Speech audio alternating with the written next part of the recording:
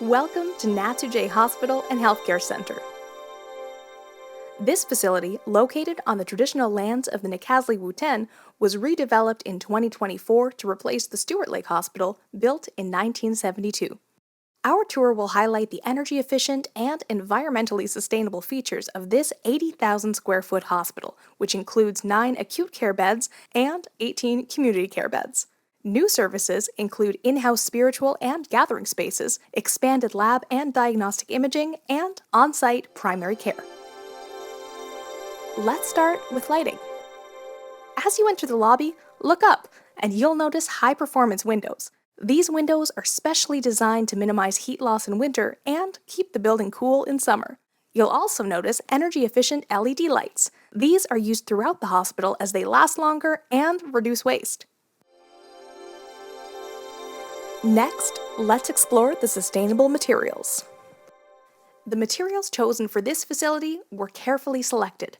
We chose materials that are low in harmful chemicals called VOCs, which can cause health problems. Products in the hospital like paint, insulation, and ceiling tiles are low VOC and have environmental and health product declarations, ensuring they are safe and environmentally friendly.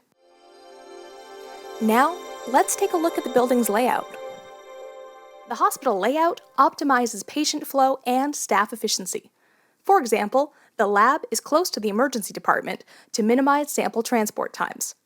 As you walk through the facility, you'll also notice the efforts made to increase outdoor views for patients, visitors, and staff alike.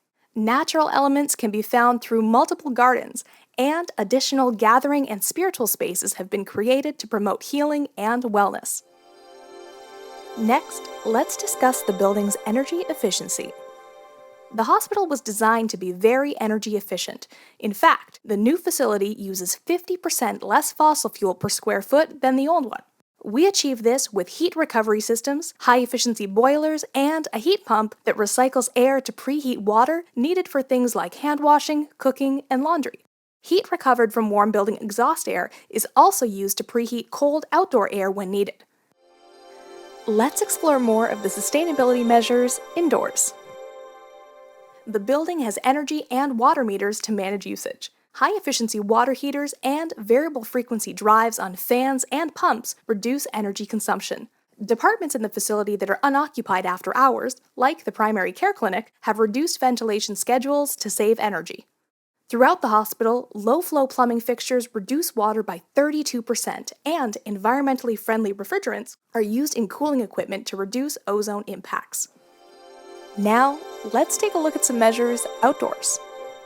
Outside, we support green transportation with the inclusion of bike storage areas and 3 electric vehicle parking spots. The landscaping combines low-water plants with existing vegetation, achieving a 99% reduction in irrigation water use. The plant palette, especially in the healing garden, was designed with a First Nations representative and includes plants with historic uses for food, medicine, baskets, dyes, and more.